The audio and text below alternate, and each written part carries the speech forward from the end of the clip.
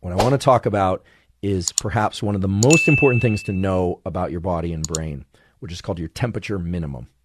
Okay? Most of you know your approximate weight. Some of you might even know your blood pressure. Some of you might even know your body mass index. Some of you might know other things about your biology that have fancy names.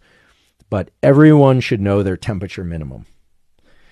Your temperature minimum doesn't require a thermometer to measure, although you could measure it. Your temperature minimum is the point in every 24-hour cycle when your temperature is lowest.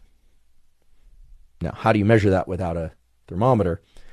It tends to fall 90 minutes to 2 hours before your average waking time. So I want to repeat that. Your temperature minimum tends to fall 90 minutes to 2 hours before your average waking time. So let's say you're not traveling and your typical wake-up time is 5:30 a.m. Your temperature minimum is very likely 3:30 a.m. or 4 a.m. If any of you want to, you can measure your temperature minimum. You can get a thermometer and you can measure your temperature every couple hours for 24 hours. You can find your temperature minimum. What you're going to find is that you have a low point, the temperature minimum, and then your temperature will start to rise. You'll wake up about 2 hours later. Then your temperature will continue to rise into the afternoon. It will peak, maybe a little trough. Sometimes that happens. And then it'll start declining slowly as you approach nighttime.